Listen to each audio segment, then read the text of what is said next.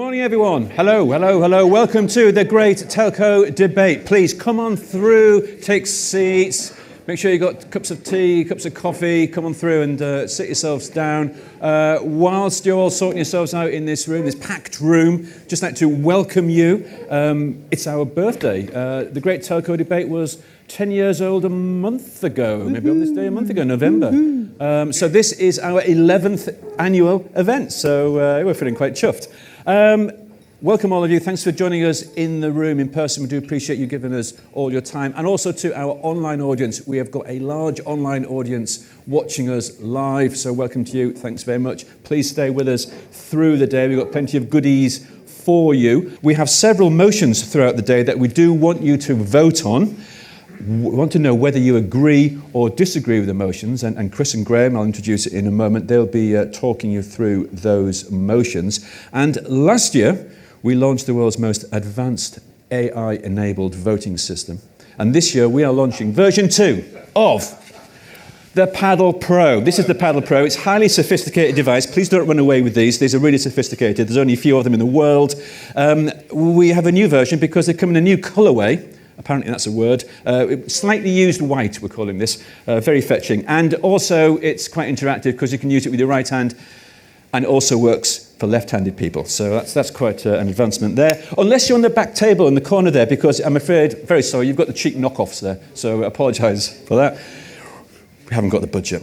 To activate your Paddle Pro, hold it up in front of you like this at the right moment. If you want to agree with the motion, please use compliant green and face us, the front there. We will count the greens. If you disagree with the motion, raging red. So point the red towards us and we'll take a vote. That's really awesome.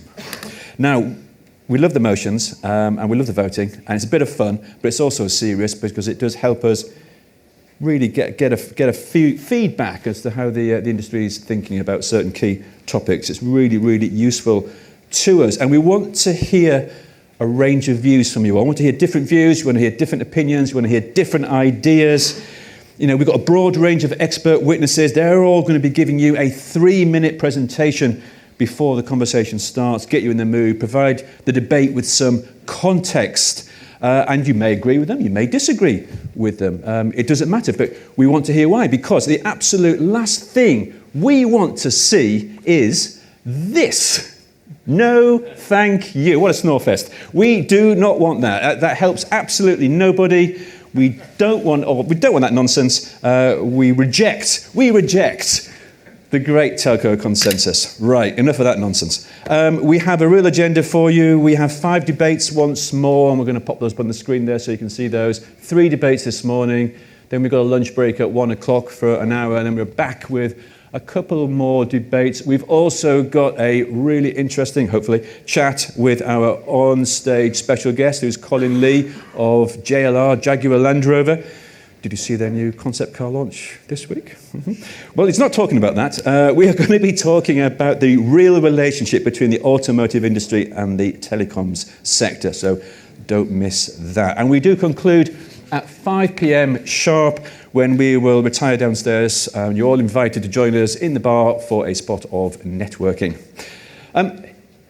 Here to ensure once more that we do have a heated debate are Chris Lewis and Graham Wild. Welcome back, both of you. Thanks so much for joining us again. Looking forward to today? Always, Guy. Just the variety of perspectives. I mean, getting all those different views out and discussing them is, I think, all too often, especially in conferences, you get that one corporate pitch from the stage, 45 minutes long, probably 40 minutes too long. And the 3-minute witness statements, I think, get people thinking, and then hopefully Graham and I will then introduce the motion and speak either side of it and get those questions coming in from the floor. Have we got the throwaway microphones today? We do have the boxes. Yeah. Don't throw them in. Dangerous boxes. Yes, we're not throwing them anymore, we're just handing them out. I am insured. We're grown up and sensible these days. Right, we'll hear from you very soon. We have a panel. We have some expert witnesses to hear from first, though. So we shall start with our first debate. And our first debate is delivering a telco as a platform model. So, can we have our first panelists, expert witnesses on the stage? If I can invite the 6 of you to come up on stage. Hopefully you know where you're sitting. Please come up on stage. Give them a round of applause while they come up on stage.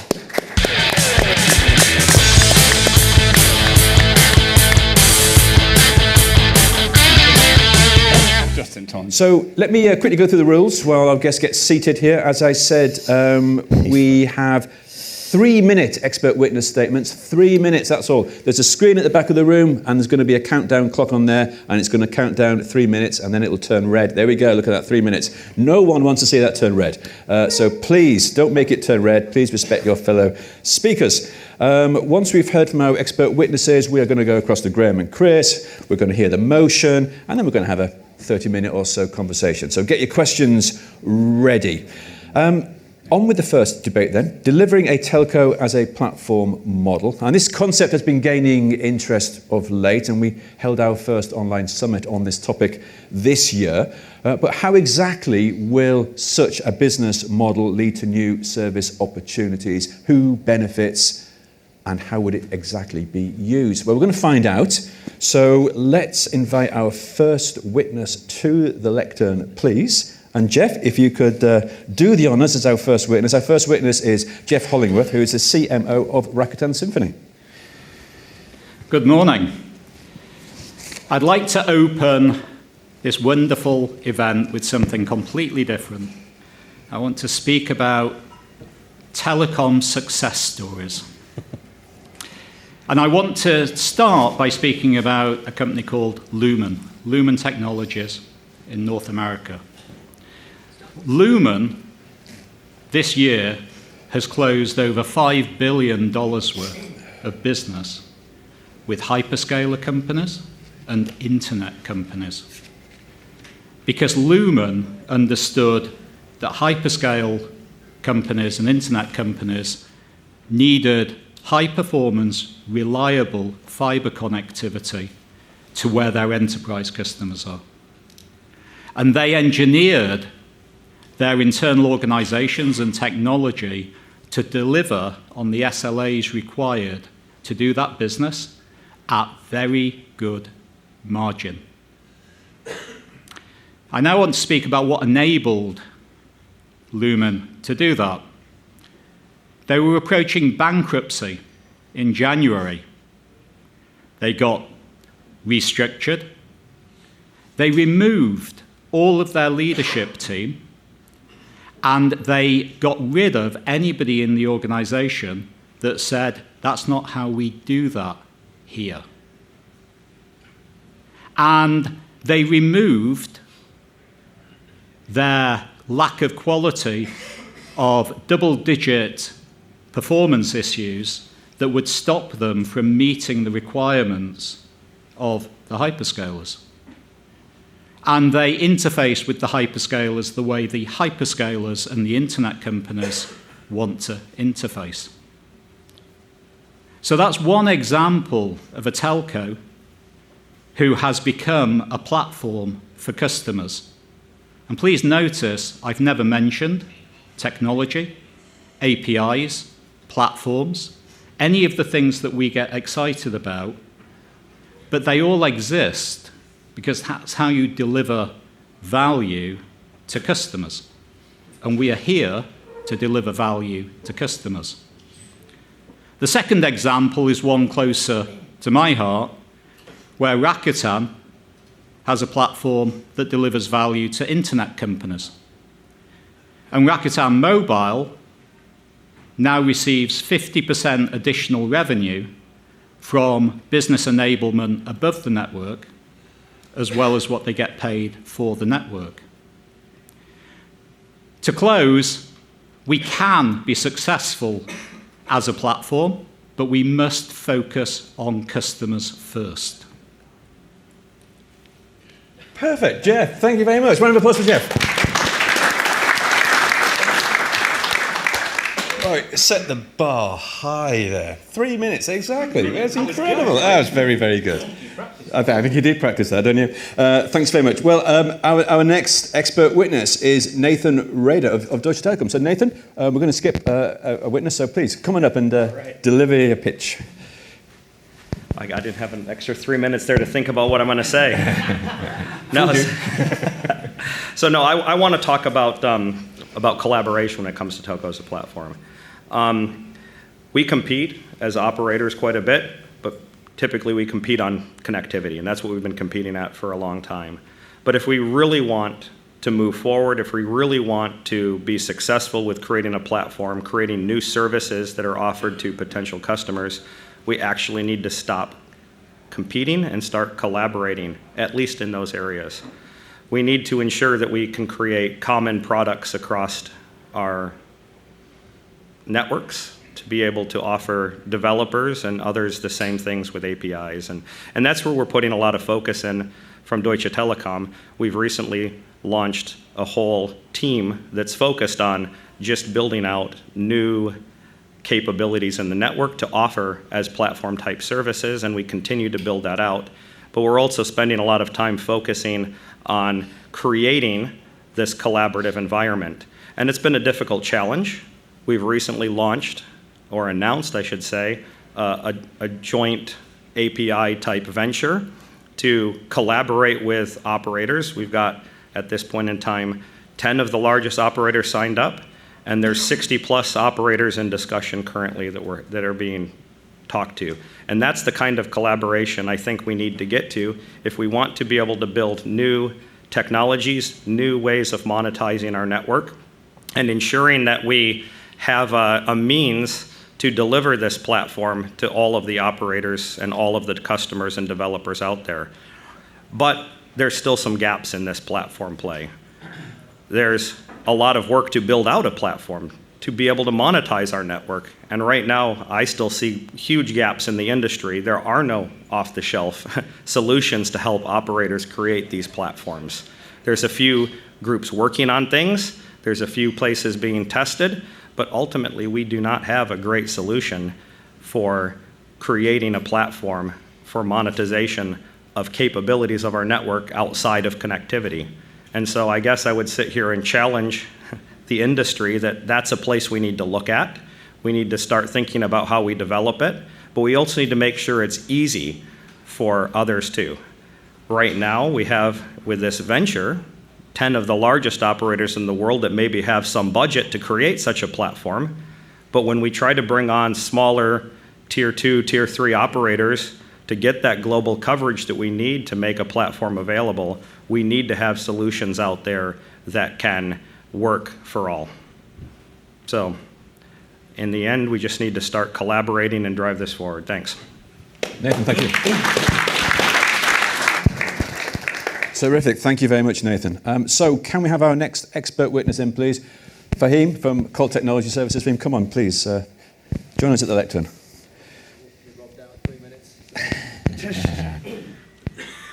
Hi there. So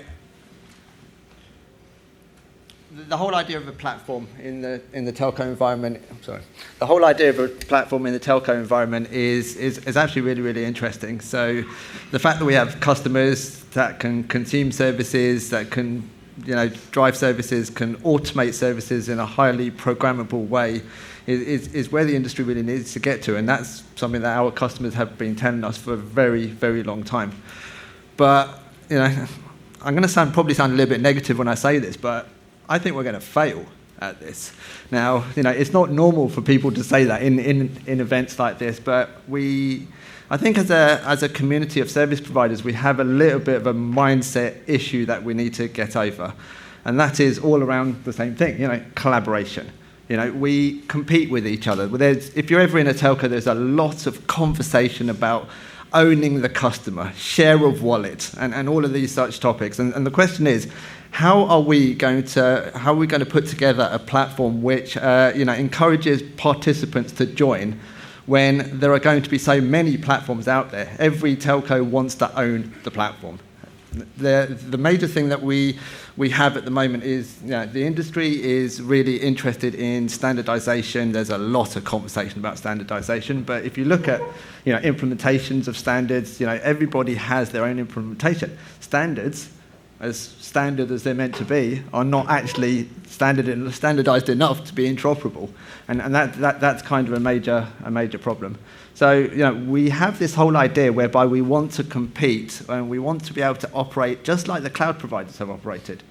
But if we think about it from a platform participant's point of view, in order to reach a big chunk of the world, I need to hit or be able to be deployed onto effectively 3 different cloud providers. Yeah, I mean, there is a bigger market than that, but once you get past 3, you're kind of at 90% or so. Now, the challenge that you have is if a participant of a platform wants to hit 90% of the telco market, well, then we're not talking about 3 providers. We're talking about thousands of providers. And the thing that we don't do at the moment in the industry is make it easy for participants to actually join platforms. They will have to do work for every single platform that they want to join. And that to me is a real issue. So, I think what we need to be doing a little bit more of is all around the area of federation, alliances, and the such like. You can look at the airline industry, which is a kind of a good example whereby, I can buy a ticket from one place to another. The alliances work together. I don't know which airline I'm going to actually end up flying with, but the reality is I can go to one place to actually buy a ticket. And at the moment, we don't have that same sort of thinking in the telco world, and that's something that needs to change. Great. Fahim, thank you very much. Wonderful. This is what the Great Telco Debate is all about, a range of ideas and views that we can discuss. Thank you very much. So our next, Erez, please come and join us at the lectern and present the next expert witness statement. Thank you. Perfect. Thank you, Guy. Hi, everybody. You know what this is? Of course you know, but this is the value of all-you-can-eat subscription in Italy for a month. In France, it's the size of a cappuccino. This is, of course, non-sustainable. Now, imagine a world where a developer can access the power of the 5G, edge computing, slicing, and build their innovative application to make the life of the customer easier and much more around the customer experience. Telco as a platform is the key for all of this. It enables the telco to open the systems, the network system, by using the APIs. It's very much a fundamental shift. We're talking about enablers and not anymore just provider. CSP will finally be able to break free from being only a connectivity and moving, I would say, to upper chain to give more value and better customer experience. Now, I know it sounds a bit too good to be true, maybe even a science fiction, but there was a recent IDC research that shows that while in 2023 the value of the API, of the network API was 700 million only, by 2028 it will be 6.7 billion euros. To my belief, this is the way we can monetize the network, the 5G network, this massive investment we have put inside the network.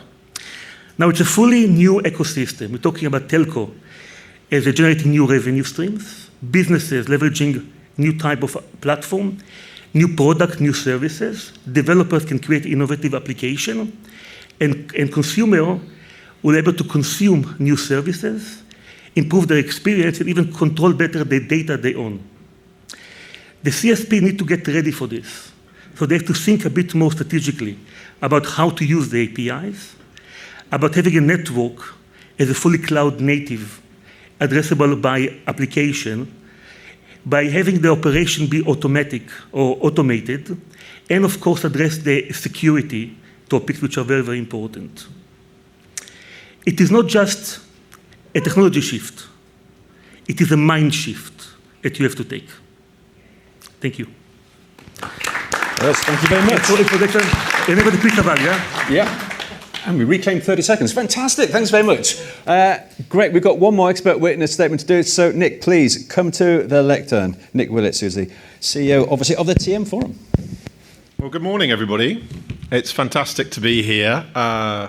Always feels very seasonal. I feel like when Christmas starts, this event, in a strange way. Now, I've had the benefit this time of not going first but going last, which is very helpful, actually, because I can try and avoid repeating folks. And I have to say, I agree with many of my fellow expert witnesses, but would like to expand on what they've said, because this notion of being a platform business, I think, is ultimately misguided. We, as an industry, will struggle if we go into this thinking about us owning or controlling a platform, it being ours, because the platform economy already exists. It's existed for over a decade, and we are trying to find our relevance and way in that world. This industry, as we reflect on this year, is hurting. We see incredible challenges due to the rising cost of capital, the amount of capital we've invested in networks, and our inability to see that pay back, and the ongoing reality that the businesses we serve are too complex, need to be modernized and automated to meet the needs of customers today. And I believe that we actually have to stand back for a second from all the talk of platforms and APIs and say, as we enter this new era of our customers leveraging AI to run their businesses, what do they actually need? And Jeff said it very well at the start, the example of Lumen, starting with what customer solution we need, not a technology. We still see 99.9% of telco offerings described in terms of technology, and yet our customers, when we go out and survey enterprises, want solutions. And we are not recognizing the fact that those customers want three actually basic things from this industry. One, connectivity on demand to their terms at their price point when they need it, which has to be flexible, which our networks can do, but is still too hard to get. Two, the security and resilience in those products as more and more of their workloads that run their businesses need to be satisfied. And three, opening up, as I think we're starting to do with a lot of the industry and API initiatives, the ability to deliver new services. Each of those can solve the pathway to growth for this industry, but they have to be anchored in a reset, going greenfield in our minds around how we as an industry actually deliver that solution. Now, we're fortunate in the TM Forum to be working with the industry to try and make some of that happen. The reality is it's not that this industry isn't clever enough to figure out this is what we need to do. It's that we're mired by decades of legacy technology, spanning IT, networks, and the way in which we build and handle data that we now need to address. And to the words that were used by Nathan, the importance of collaboration at this moment, I don't think has ever been greater. Look forward to the discussion. Thank you. Thank you, Nick. Thanks, Nick. Thanks to all our witnesses with their statements. Before we have our Q&A, and that's going to be a fiery Q&A, I'm sure, we are going to hear our motion. Now, regular great telco debaters will know all about the motions, but to introduce our first motion, Graham, could you introduce the first motion and tell us who's arguing for and against? Absolutely. Thank you, Guy. So the first motion, as you can see on the screen, is this. It's aligning APIs with a digital platform play will put CSPs at the heart of the digital economy. And just before we start the for and against speech, let me just tell you that Chris and I toss a virtual coin to see who's going to argue for and against. So this doesn't necessarily represent our own beliefs, but we're just trying to trying to get the points across. So I'm arguing for, so I go first. So I'm going to stand up and I'm going to tell you a story. So the other day, I rather foolishly offered to buy my daughter, who's 26 years old, brunch in London, and I let her choose the venue. So she chose this very hipster sort of cafe in a very hipster part of town, and we met there at sort of 10:30, and I went in, and immediately I felt the same way that I feel when I go into AI meetings at work, which is that, what's this guy doing here? He's much too old. People like you are usually dead. But anyway, and everyone's got a beanie hat and wire rimmed glasses and everything. So we sit down. She goes, "Oh, this is such a great place, this place. I can recommend the Shakshuka," right? Well, I grew up in Wolverhampton, which is an industrial town in the 1970s and 80s, right? And we didn't know what Shakshuka was. And what I had for breakfast was a fried egg on toast, right? And I looked down the menu and I saw that in some dishes they had eggs and they also had bread, right? So the guy comes over to take our order and I said, "I'll just have a fried egg on toast, please." And he goes, "We don't do that." And I said, "Yeah, but you've got eggs, right? You've got bread. You just put the egg in a pan, you toast the bread, that's it, fried egg on toast." Yes, we can't do that because that's not on I've got a tablet here. And I put the order in, and there's no fried egg on toast on my tablet. And I said, "Well, I've got £10 in my pocket. For £10, I will give you £10. Just go and talk to the chef and just say, give this guy fried egg on toast." They wouldn't do it. And so My daughter was rolling her eyes thinking, why have I ever agreed to do this with my father? It was all very embarrassing. And I said, okay, well, we're leaving. So we left the restaurant. It was terrible. We left the restaurant. My daughter's in a very bad mood, as you can imagine. We walked 2 doors down the road, and then there's another hipster place, okay, but this place is not full, it only has a few people in it. So we go into the other hipster place, we sit down, and I call the waiter over and say, can I have a fried egg on toast? I'll pay you £10. And he said yes, right. Now, why am I telling you this story? The reason I'm telling you this story is that fried egg on toast is to hipster cafes what APIs are to telecoms, right? You've got the eggs, right? You've got the bread, and some people will pay you good money, like we've just heard about Lumen, right, for fried egg on toast. And if you don't do that, if you don't offer that, then the cafe down the road, the telco down the road, they're going to do it, right? Because they see the demand. They see the demand, admittedly, from dinosaurs like me for fried egg on toast. So, what I urge you to do, ladies and gentlemen, when it comes time to vote, is to hold up the green side of your paddle and vote in favour of the motion. Thank you very much. Thank you, Graham. And for those who haven't attended before, this is Graham's therapy session. he gets things out there that help him in his life, and obviously his relationship with his daughter, and obviously where he gets his fried egg on toast. Now, ladies and gentlemen, the motions are always designed to try and get people thinking about, obviously, the issues that the expert witnesses have raised, about the role in the future economy. And it actually occurred to me, and Nick, I don't know whether you can remember this, but at TM Forum in Nice many years ago, there was a company called Rocket who talked about, we're going to produce a platform for the telcos, we're going to bring all the customers in, we're going to make sure everyone gets everything that they want, and we're going to move the telcos, elevate them up to this high level and deliver every service. We're going to be right at the heart of everything that we consume through the telecom market. I didn't manage to Google what happened to Rocket, but I suspect they didn't take off very well. That was really bad, wasn't it? Yeah, I didn't even mean to do that. Oh. And what occurs to me whilst listening to the expert witnesses is that actually it's a bit. Do you remember Star Trek, the Vulcan chess game, where there were 3 chessboards piled on top of each other, and actually you were playing chess at different levels, and only Spock knew how to go from one level to the other. So basically, playing your game, the platform game for the telco, as Jeff pointed out, at a lower level. Connecting, actually, and by the way, and securing, because one of Lumen's big focus is their security play, is they're connecting at that lower level. And it actually occurred to me, whilst coming in on the tube today, we actually came in and passed Brompton Park Tube. Anyone ever been to Brompton Park Tube? I doubt it, because it's closed. And it's one of those wartime tube underground stations where we used to go down to get away from the bombing. And of course, in the wisdom of the underground, they closed it. So actually, the trains whiz past that platform. That platform never gets any attention anymore. And I think that's what's beginning to happen in this digital economy, is that telcos are there, yes, to provide that plumbing at that lower level of the Vulcan chess game. It's an essential component of it. It provides the underlying networking, but it's not at the heart of the ecosystem. And I think we need to be very careful about the ambitions of the telcos, and we certainly touched upon it in some of the thoughts there around where telcos sit in the value chain, in the hierarchy. It's much more important to get that collaboration piece together. And I think the outcome of all of this is, in terms of demand and supply, we need to get, and I think was said at the telco debate at least 5 years ago, probably 7, by Phil Jordan from then Telefonica, reliable, ubiquitous, secure connectivity is what we want.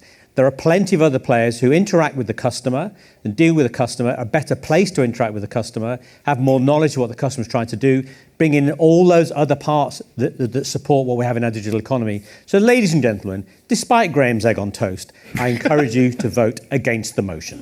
Thank you, Chris. So there you go, that's our first motion of the day. Fried egg on toast and Vulcan chess. Only at the Great Telco. Only at the Great Telco. Thank goodness. So get thinking about that. You've got about 30 minutes to think about it, because we're going to open it up to a Q&A now. And I've just realised, standing here, we've got 2 time zones going on in this venue. We've got 9:38 in this time zone. We've got 9:40 on this side of the room. So excellent. Bit of time travel as well. Yeah, how about that? We're on the line, aren't we? We are indeed. OK, we've got some questions here, but what I'd like to do is open it up to all of you, because I know there are literally 2 or 3 questions coming from the audience. So, who's got a hand up first? Where am I looking first? I'll look right down the middle. Right in the centre. Let's kick it off. That's you. It's coming. Slowly. Thanks, Alex. Thanks. So maybe I'm a little bit thick. Oh, it's Monica Paolini, Senza Fili. But could you tell us what is a platform? Because it used to be that there were only vendors sell products. Then there was solutions. Now we have platforms, right? What are they really? The other thing is that I'm not quite sure I see what is the two alternatives, because it's not like you have or you don't have platforms. It's like the role that the platform would play. And clearly you need to have a lot more connections, develop the ecosystem, whatever. So I don't see the two positions are as mutually exclusive. So maybe you can comment, but definition of platform. Okay, great question. In fact, you've stolen my first question, so I'll just put a line through that one. So, any comments as to what we're talking about here? What is platform, first of all? Who would like to start us off? Any volunteers to get some definitions? You've stumped the panel. I'll start, and then I think it'll trigger other people to comment. I think words are really, really dangerous. I think it's a very good question. I think we all sit in this room and we talk about a platform, but I don't think we really understand what we mean by platform. I think the framing of the debate is very good, because the nucleus of the framing of the debate is whether we need to collaborate around common interfaces as a communist organization to drive wealth into our individual companies. And I adamantly think that is irrelevant. And I adamantly think technology is irrelevant as a starting point. And I'll say something, I thought about saying this in the opening, but I'll say it now since it's the end of year. Technology is a bit like masturbation. No. It feels good, but it's not very productive. It doesn't really matter how much technology we have. If you want to be successful in the online world, you end up organizing your own delivery mechanisms in terms of interfaces that allow you to digitally provide to your customers an outcome. And your customers, even at the connectivity layer in a modern network, your customers are other internal people in your organization that consume that. If you are not doing that in a digital way, you will fail, because your cost of delivery at speed will be inappropriate for competitiveness. So I don't think we'll get a common understanding of platforms and things like this, but I think we are on a search for an irrelevant pot of gold if we really believe we can coordinate ourselves to deliver to one customer type at the absolute top level. I think we can optimize delivery once we know success and get commonality, but I think that as a starting point is fundamentally wrong. Thanks, Jeff. Nick, do you want to come in as well? Well, it's quite hard to follow Jeff's anecdote there, but I think back to your question, you're quite right, and I'd agree with Jeff that words get used and abused, and I was counting the time. It took 22 minutes into this session for the letters AI to be uttered. I'm pretty sure I said them, actually, ironically. But that's just a symbol of how the industry gets obsessed with a word or a phrase. Right now it seems to be telco as a platform. I think if you unpack it, yes, you've got software that we used to buy and run ourselves. Now we can run it on what we call a platform basis or a SaaS basis. Park that to one side. That causes a level of confusion. It is fair to say that in line with this logic of selling solutions, not technologies, customers want to buy through a self-service environment and increasingly want to buy the same product universally, particularly when we think about exposing industry capabilities to a developer community.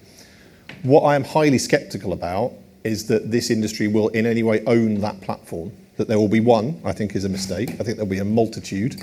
They may be a multitude of platforms owned by hyperscalers because developers already exist in those ecosystems. They may be owned by another aggregator, such as an Apogee. They may be owned, and maybe the telco industry can create its own. It almost doesn't matter It's like saying, well, I will sell my SIM cards only through my own retail stores or through supermarkets or whatever else. What we need to focus on is our customers want to consume services on a platform basis, by which I mean on demand, in real time, not in an annual negotiation for a price with a procurement manager to buy a fixed product. That is extremely outdated to what the customers now need and what they're going to need in this next era. So we can use all the words we like. We need to come back to what do our customers actually want. Right now as an industry, we are failing to meet those needs and failing to keep up with them. The risk of that is we'll get further disintermediated. Thanks very much, Nick. We'll come to Fahim in a minute, but Amit, let's introduce you to the conversation. I'm Amit, HP. I will touch another point on your question, and this is, will it be a platform or something else? So for us, the world is hybrid. That's a fact. You will have everything. The platform for me is just an enabler. It will make sure that you provide the services to your end customer as they expect. For that, you will need to have a few elements. Except the technology, you will need to have an ecosystem to support you on it. And you will need to be able to monetize it in a proper way. So I'm looking at this another option to go to the market, get the invest that you put in your network, on your assets out there for your customer consume, and will force you to get an ecosystem to help you doing it. Thanks, Amit. Fahim, did you want to come in on this? Yeah, I did. I agree quite strongly with what Nick had to say. I mean, in terms of the whole idea, what are the two alternatives? What are the two different ends of the spectrum? I think that actually we use the word platform, and it is somewhat of an amorphous expression. It doesn't really mean anything in itself. I think the question that's really being asked in this is, do telcos believe that they can be the focal point of customer interaction, or are they just a member of the supply chain? And that's really the two ends of the spectrum that I think we're talking about. We've always, again, I go back to the same expression. Now, it's within the telco environment, it's all about owning the customer. I want to own the customer, which means that I am the focal point for all customer interactions, and basically I orchestrate those across the entire supply chain. Now the question is there enough value of just being a supply chain participant, or do we really need to be at that top level and be that orchestrator? I guess that's the key question we're asking here. Thank you very much. Any more comments? Yeah. So if I may, so the way is currently the platform, or maybe go a step back. So the idea behind the telecom as a platform is to expose what currently is the network to the outside world, through APIs, so about camera API and so on. But the idea behind it is there will be many platforms that you can consume different applications and make an ecosystem around it. I believe the future will be around ecosystem. The telco will play a key role of it. We're working with many kind of partners around the world. We have achieved 28 partners, and we're working with them to expose those kind of APIs to community of developers and creating a platform. If you look currently, it can be to provide for the B2B, for the B2B2C, and to B2B and to the B2C. And it's coming to prevent idea like fraud in banking or flying drone and so on. So the platform, in my perception, is a way to create more line of revenues for the telco by exposing the network to the outside world. We just finished a hackathon in one of the Nordic countries with tens of developers creating a platform above one of the operator network to be able to show type of application you can, and the telco is actually going to be much more in control over this platform, because today mainly the telco is doing the connectivity. In the ecosystem, it will play a different role. Thank you very much. Nathan, did you want to come in? Or? I can take a quick comment without wasting too much time. In the end, I think telco as a platform is a buzzword and nonsense. And in the end, I could go and ask 10 people inside of Deutsche Telekom what telco as a platform means, and I get 11 different answers. And it basically just comes down to who you're talking to. If you're talking to the API folks, the platform's an API. If you're talking to the connectivity folks, it's their platform that they're building. Everybody's got a platform, so it means everything and nothing at the same time. But I think Nick hit it on the nail on the head, in a sense that the concept is customers want to be able to get what they want, where they want, when they want, as a self-service. And I don't believe that we'll probably build this one giant platform that solves all the problems. Okay, well, thanks everyone. Let's move it on because there's more hands coming up here. Dean, over in the corner there. There's a box heading your way. Sorry, that way.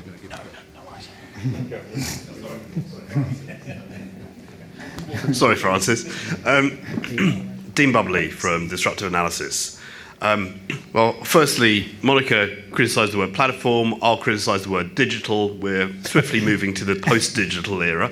But important point here is, where are the developers? Where are the customers, not just the hyperscalers, but developers? I was on a webinar last night run by an operators API team for developers.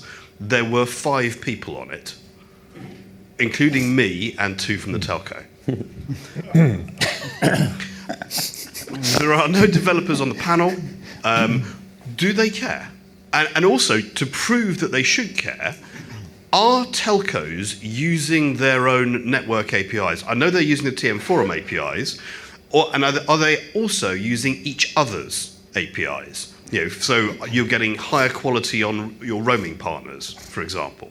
Because if the industry doesn't consume its own products and platforms, why would it expect anyone else to? Thanks, Dean, for that. Who wants to tackle Maybe this one first? Go on. I can start. So I think if you look backwards, it was extremely difficult to reach the network APIs. They were very complex. Hundreds of parameters, hundreds of different types of permutation. So the developers did not care about doing it. So it was too complex. I think with the recent development, talking about TM Forum APIs and about Camera Initiative, and we're trying more and more to open and create a very simple way to do so. Today, to use the network APIs can take you a few minutes to activities. To get, I would say, for example, a precise location, or to get improved network on demand. Now, this creates a huge amount of opportunities for the telco to basically create. Now, it's a process. We're moving, I would say, from zero to going forward. I would just mention the hackathon that we did actually 2 weeks ago. It's require people to understand better the APIs, and we see more and more involvement. I can tell you that there's a sea of opportunities. It's still going. Still have to find more to do so. But we built now together with a Belgian company a way to and the seaport a way to navigate ships into the port of Antwerp without having the captain on board. It's doing it remotely. We did currently drone that can be in 15 minutes at every location that is an incident in Belgium, for example. And there are more and more. So I think you're right. It requires some education for this. There have to be community education. There should be some kind of webinar talking about what they can do and so on, because they are there. They want to do so. They see the benefit of using the API, but they have to be educated. It is not as difficult as it used to be before. Okay. Going to get some more viewpoints. Nick, do you want to go first, and we'll come back to Nathan?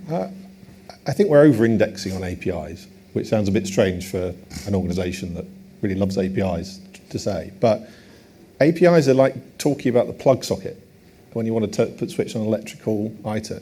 They have a purpose. There's lots of reasons why standardized APIs have lots of benefit. But in the context of this debate, I'm not sure they're really the problem. If you start from the developer, and to your point, Dean, I'm a reformed developer. I started life as a developer, so I think I know a thing or two about them. The first thing they've got to do is actually reach where the developers are. And I don't believe that's going to be in a brand new platform that Telco stands up. And secondly, I have to ask, what were they looking for when they went there in the first place? The developer just wants to get a job done. That's why you see so many flocking to aggregator platforms like Apigee. And when we talk about the capabilities of our network, the efforts made right now, which TM Forum deeply supports, to standardize simple exposure of those, is good stuff. But it's got to be paired with educating our audience, our developer audience, and what it can do. Think about any developers today. They've lived the last 20 years of their life treating the network as a fixed, immovable object. We build content delivery networks, we build buffering, loads of way around this last mile of a fixed, immovable object.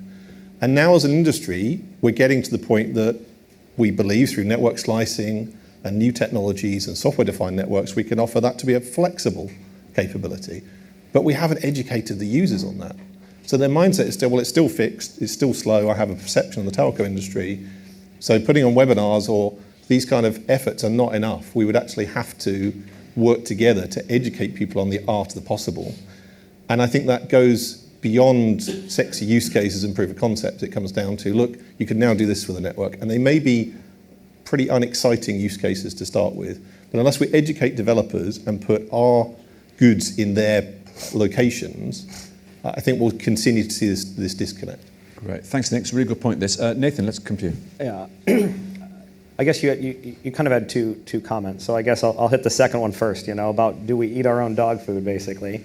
No, I don't think we do yet. And that's probably part of the problem. We use some of these capabilities, but they're not the ones that we're offering out to our customers because we had these capabilities in our network all the way along using them. And then we tried to create something to give to the customers, but it's a different flavor than what's there. I think that we've got to probably to look at that and solve it, but I don't think just eating our own dog food is going to help. It's going to maybe help us learn what a developer wants. But in the end, I think Nick is right. I mean, the problem we currently have is the developers are there, and we have two problems with it. One, they do need to be educated because most of them, as you said, the only thing you know about a telco network is how many bars are on your phone. That's it. So they need to be told what they can get because they've never had that capability. But the other thing is that when we have educated those developers, and at least from Deutsche Telekom's point of view, we've gone out and talked to some, and we run into the same problem currently every single time. They're like, oh, great, solves the problem. Does it work in the other networks in the country? And we have to say, well, no, not yet. And then they're like, okay, call me when it does. And we're sort of in that space right now, which is why, again, I think if we want this to succeed, it does come back to a little bit of a collaboration where we need to make sure everybody wins, because in the end, when it comes to creating API products, API services, it's great if my competitors actually go off and sell APIs in my market too, because in the end, there's 3 operators in Germany or 4 operators, and we each get this percentage of terminations that we have SIM cards. So that's our playground. And so if somebody sells it, or we sell it, doesn't matter, we all still win together, but in the end, we still have to have those products made available for developers to even start to become interested. Thanks very much, Nathan. Fahim, let's come across to you. Well, first of all, there's someone with digital in their job title, I think I might have to reevaluate my life choices. So, to be quite honest, I don't really buy this whole idea of educating developers. Developers don't get educated on APIs. Developers find and use APIs because they have a use case that they need to fulfill. It's that simple. If you look at, let's say, for example, go back to the CSPs have had APIs from day one. Developers have used them a lot because they've wanted to and they've needed to use them. Now, the reality is, we have this whole perception that, network flexibility and all these other things are really, really important, and they do carry some value, but the reality is if the network itself is working as a fixed asset, well, then what's in it for the developer to actually want to change that? Yeah. So the reality is what we need to do is, there is an element when it comes to these APIs and the such like where there is an element of build it and they will come, because if they are there and the developers find reason to use them, they will use them. And if they decide not to use them, well, chances are it's because they weren't needed in the first place. We have 2 debates in a row. Thanks, Fahim. Jeff, response from Jeff, and then we'll open up to another question, I think. The last time I looked for an API was maybe 1998. And that's when I wanted to send an SMS from a program I'd written. And REST APIs were new then. So I tried to find one. Developers don't look for APIs. I think Fahid just said it. They're trying to solve problems. And they look for solutions to that problem, and then they find the easiest way to solve it that's going to work at the right price point. Now, some of those problems can be solved directly by one company. Example, Lumen. Lumen didn't need to coordinate their APIs to meet the needs of what they were targeting. Their promise was, as we've said, and the addition was very good, secure, reliable, performant connectivity for their business. Because if they didn't get that, the hyperscalers had to do what Lumen did, and that's horrible. They don't want to do that. Willing to pay billions of dollars for that. Next example, banks in a country.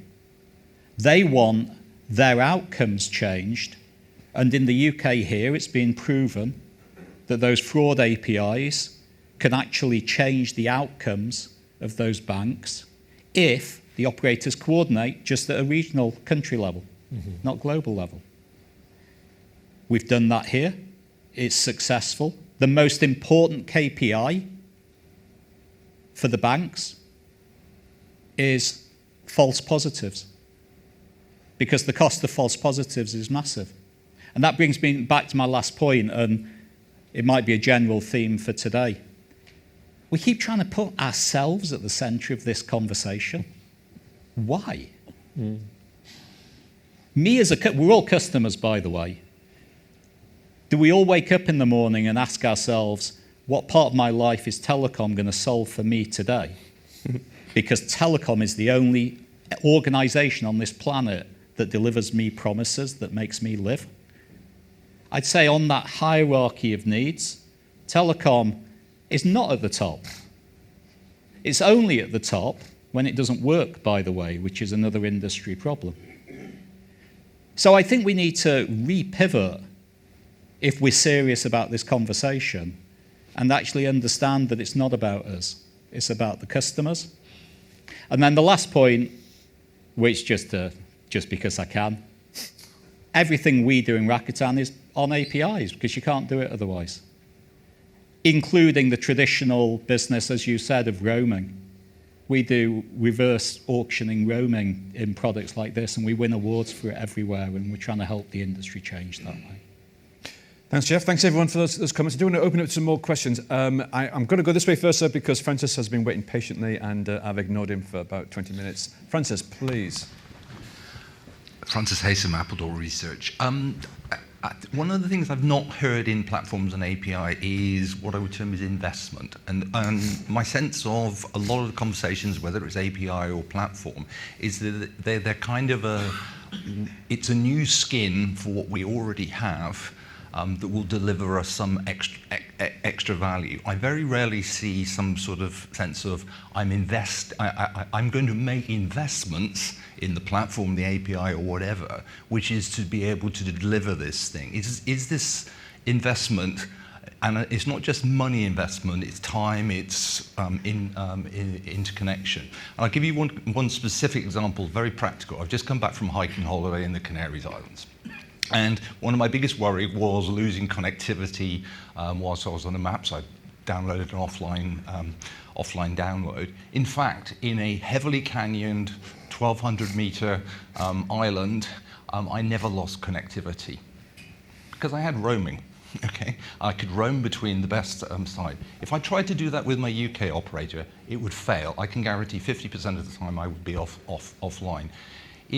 Is the problem, and what are we doing about it, which is this investment? How do I invest in achieving micro roaming? How do I invest in maybe more cell sites in remote locations, whatever it is?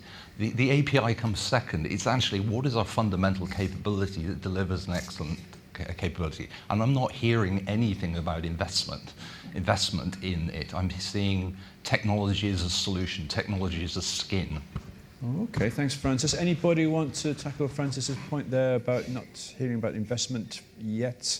Anybody want to have a bit of a stab at that one? Yeah. I can kick it off. I agree. I think, but then the problem is that the way that we handle investment is something like getting a trade deal done in our industry and organizations, because every investment we make, we believe it's a 5-year, multi-billion-dollar big deal. I think the other strange thing is that we don't build on the successes that start to appear in different places and actually amplify them and implement and take the easy things. There are successes in telecom. We're not all one. We're very, very different. The investments actually in this world don't have to be these large investments, but they tend to be more than technology. They tend to be commercial engagement, legal, everything else.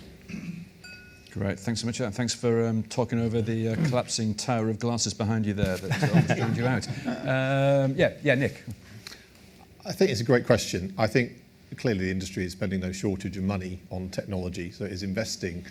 I think the question is, we're not investing with conviction in this future, and I think that's because we're not entirely clear what it is. It's very tentative, so there's investment going into exposing APIs platforms in a very tentative way. If you look at where those responsible for that or developer experience sit in the hierarchy in a typical telco, it's many layers down. So it's clearly not a top table priority. To Jeff's point, let's not lump everybody together though. I'm not so familiar with Lumen, but you've got companies like Axiata, MTN, others who are very clear on what they want to be in the future, and I believe making great strides to get there and leveraging a combination of their own platforms, standard APIs, collaboration where it makes sense, but it's a very clear strategy driven from the top.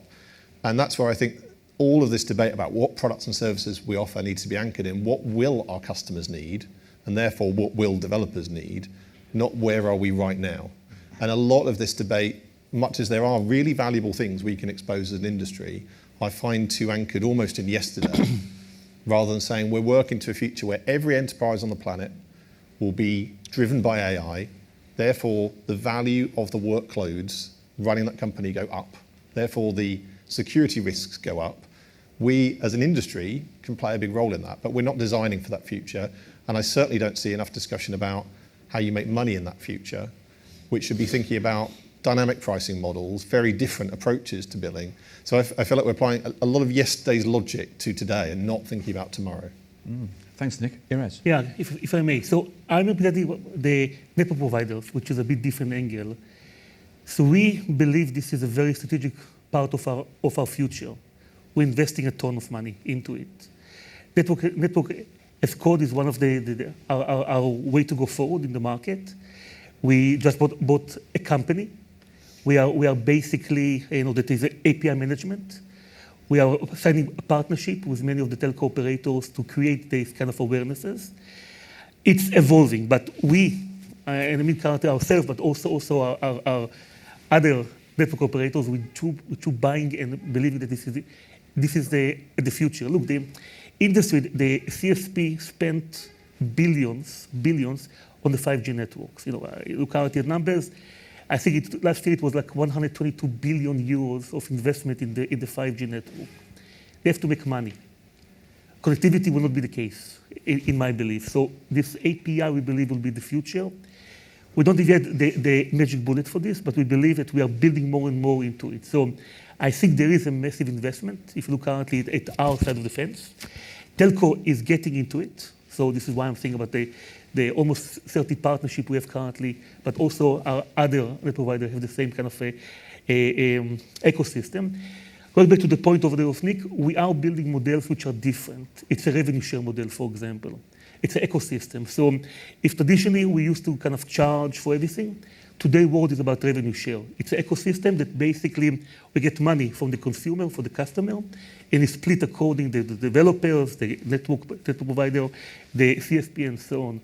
We're coming with much more a creative business model to cater for this different change. We can't anymore charge, normally.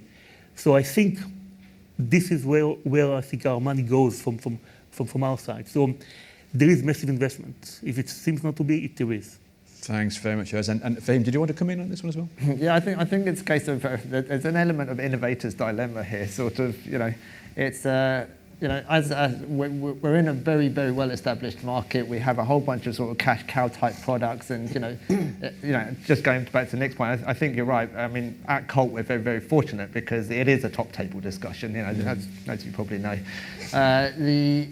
there's always a bunch of stuff happening, and the most interesting conversation that you actually end up having at Colt. So let's try to rewind a little bit. I was tasked about 7 or 8 years ago of creating a team that built a network as a service platform. So what they did with us, they basically put us separate from the rest of the organisation. Start with blank sheet of paper, do what you need to do, ignore everybody else, just get it done. Basically build something which is completely new. And we looked towards the cloud providers and the way that they think about things rather than looking at the traditional telco model and how we actually do things. But when it comes to actually bringing the thing to market, there were some really, really interesting conversations. One of the main ones being, if we have a flexible platform, how do we manage revenue, whereby previously somebody would buy a circuit, they would sign up for 12 months, that was guaranteed money for 12 months, and now all of a sudden we have this ability to turn up a circuit and then turn it down again an hour later. There is no guarantee of where the money is actually coming from, and that is a very, very uncomfortable place to be for a traditional telco. It's just not how our business models have been built. We put a lot of capital into things, we build a lot of stuff, we need to see it pay back, and that I think getting over that fear is the one thing that the industry has to be able to do, and it comes back down to the fact of it's strange because looking back at our platform and the behaviour that we have on the platform itself, the services are really, really flexible. Have whatever service you want, have it for however long you want. The amount of actual change that you see on the platform is actually not that great. And I'll give you an example. So if as an IT, if as a CIO, I have all of my infrastructure in the cloud, theoretically on Friday afternoon, I can switch it all off and then switch it back on Monday. But who wants to be the CIO that has to stand up in front of the CEO on Monday morning to try and explain why the thing didn't switch back on? It just doesn't work like that. Flexibility is great. People love the idea, but it's more of a door-knocking tool rather than anything else. Great, thanks for him. Nathan, do you want to come? Yeah, I mean, if it comes back to the investment topic, I think when you were describing your story, it's kind of two different investments, right? So one is investing in the network to build it out more, market specific. Some are, have good coverage, some don't. Clearly you found two that are at opposite ends of the spectrum. But if we're talking more about investment towards platforms or API exposure, I think there's actually quite a bit of investment. I mean, if I look at where we've just had lots of conversations amongst CSPs, kind of discussing this API venture we announced, we had conversations about everybody's platforms that they're starting to build. The problem is that I think you don't see or hear about that investment because there's not a lot of vendors in that space making exposure type platforms for network APIs. And therefore, no one's out there running around, with press releases saying, "Look, we've just launched things." But there's actually a lot of internal development being done. Now, we could argue if that's the right or wrong approach, but at least at this point in time, that is where I see there is quite a bit of investment and effort being done to build things there. Thanks so much, Nathan. Looking at the time, this debate has rattled along, and we're almost out of time. But Amit, do you want to come in with a final comment? Maybe final thing. I think it's an opportunity that the telcos cannot put aside. You have the data, you have the connectivity, you have the ability to provide a service to your end customer in a secure and a private manner. I think that's the best that you can get. You cannot lose it. Okay, thanks very much. Well, we are out of time for our Q&A, unfortunately, Neil. I mean, they've just talked down. I think it's called filibuster, isn't it? Or something? Let me one point. The platforms that are successful are the ones that have got super compelling stuff that you're willing to buy. That's what we need to do. We put products that are super compelling that folks want to buy. We'll have platforms all over the place. That's what we lack. We don't have products that people are willing to invest in. I agree with that. Thank you very much, Neil. Thanks for that last final comment. We are done on the Q&A. However, we still have our motion. Now, you heard the motion earlier.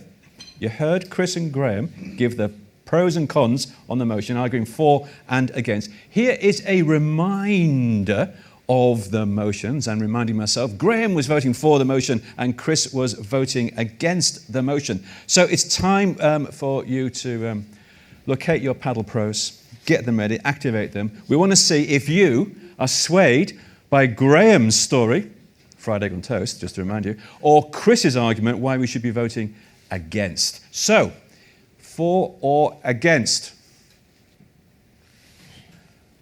I'm not influencing the decision at all. Oh my goodness me, I've got to work this one out.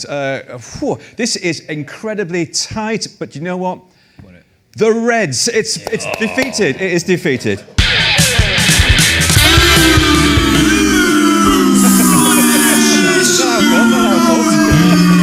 No fried eggs for anyone this Christmas. Cancelled. Thanks very much, everyone. It's time for a short break, and then my colleague Ray LeMaitre will be back with our next session of the day. So you've got about 20 minutes to have coffees and croissants and things like that. And a reminder to our online audience, stay with us. And also, if you want to send in a question, good luck. Use the website. And also, you can take part in the votes online as well. So please do that. Thank you very much. See you soon. Thanks, Guy.